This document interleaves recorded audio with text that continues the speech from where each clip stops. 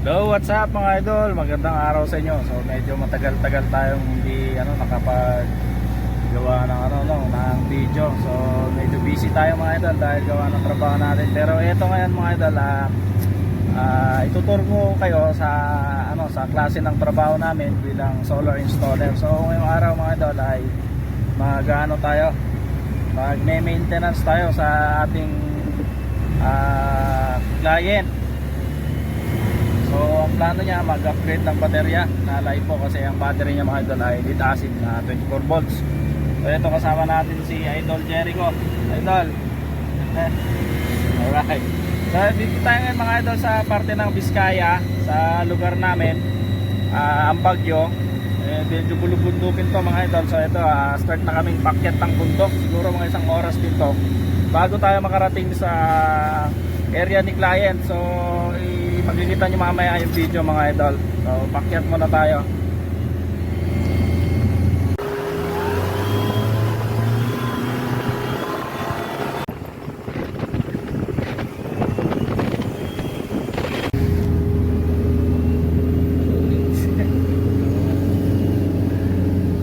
Agpuskod di ako.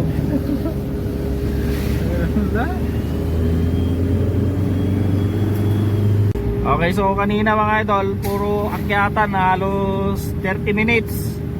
So ito, pababa naman tayo, no? 30 minutes na pakyat, sigurado to 30 minutes din na pababa. So kitang-kita nyo naman mga idol yung visibility dito. Kapag bundok talaga, ayan yung visibility mga idol. Ano naman to, hindi naman to araw-araw, no? Kumbaga seasonal lang. Kung ano yung season niya na tagamog, ito ganito yung dito mga idol. So ito isa sa part naman ng pinakamaganda naman sa aming trabaho, or hindi naman sa pagod lang. So ito rin naman, nakakapasya-pasyal kami sa mga iba't ibang lugar. So, ito rin naman yung ginaganda ng trabaho namin mga idol, no, bilang solar installer. So ayan, so kikita nyo naman mga idol yung amog. Lalabas natin, ayan. Ayan yung amog mga idol. So halos 50% visible at 50% yung non-visibility talaga. Makapal yung amog dito mga idol. Ayan, so ito yung daan dito mga idol, pababa. No, talagang medyo matatarik yung daan dito.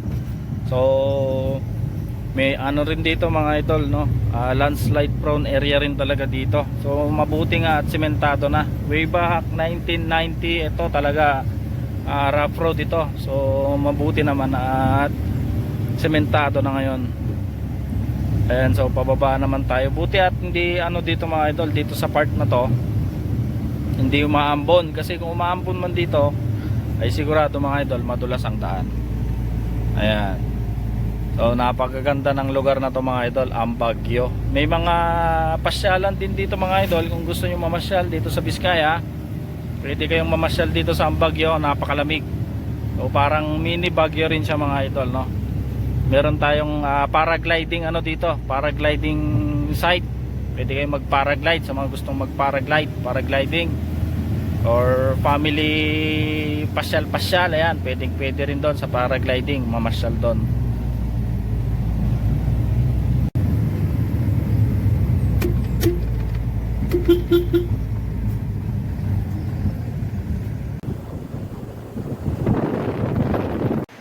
Okay, so ito na mga idol, start na tayo maglakad papasok kay client, no.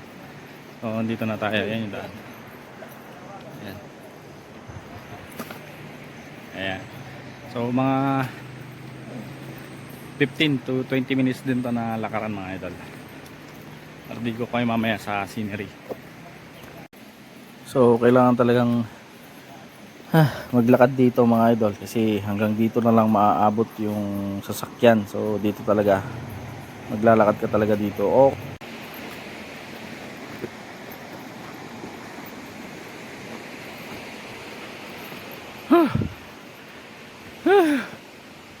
Kabandog. Okay mga idol, so andito na tayo sa may hanging bridge.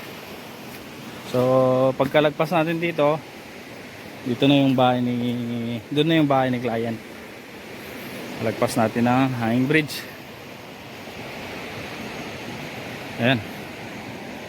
Whew. So yung baterya, inarga na natin doon sa motor ni client. Kasi kapag kabibit-bitin natin, nako, baka matanggal pa tuhod natin. Okay. Ayan.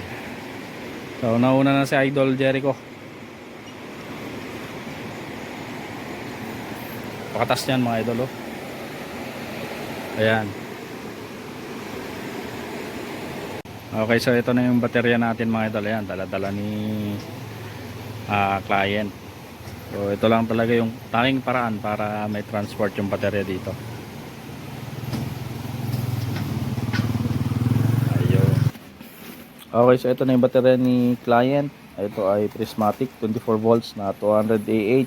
So naka-compress na rin yan sa loob mga idol. Yan. So ito mga idol, wala pa tong active balancer pero may BMS na. Ayan, nakalagay. So ilalagay na lang ni client yung active balancer niya pag dumating na. So hindi pa dumating daw yung order niya sa Shopee. Ayan, so magsiset muna tayo sa ating parameters, sa ating SRNE, MPPT. So set natin sa user. Ayan, so sineset ni Idol ang user. Manual settings tayo ng parameters. So ano yan? Testing ng ano, 220. So ang ginamit ng client dito ay 1 kilowatt na 24 volts na snap. Ayan, so matagal na daw ito mga idol. Testing natin yung 220 nya. No? Wala nakasaksak.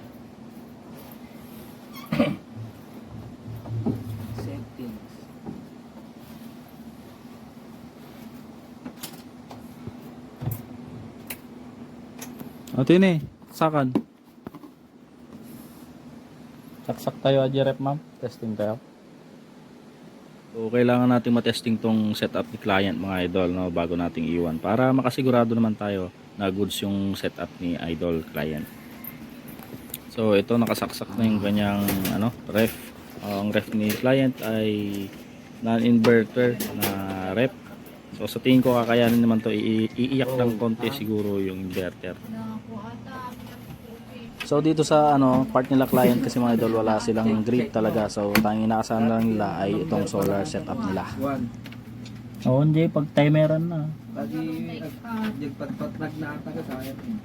Hindi pa may puligos. Naka number 1 sa ata. Oh? Naka number 1 sa ata. Hindi man at kung nakaramdam. Ang lamisan eh. Baka nakasagad. Pagkasagad doon ako, pagkasagad doon. Hindi pa yung inverter niyo, Kelvinator. Oh. S-Nut, 1 kilowatt, 24 volts. LiPo 4 battery. Alright. Okay, so tapos na ang ating trabaho dito. So may transport na natin yung battery ni client. So very happy naman siya. Ayan, so pauwi na nga po tayo mga idol. So tatawid na naman tayo ng hanging bridge. So ito nga pala mga idol, no, yung sinasabi ko sa inyo kanina na pwede yung pasyalan. Ayan, paragliding. Ayan, Sky 360. Ayan yung daan papunta dun sa paragliding mga idol.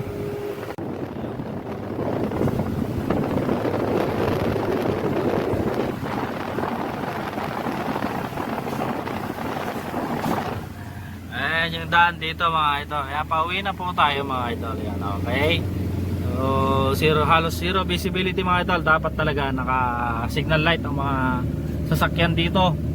Pakyat man o pababa, naka signal light para visible pa rin ang mga sasakyan. So maraming salamat mga idol sa panonood. Hanggang sa muli. Ingat po kayong lahat.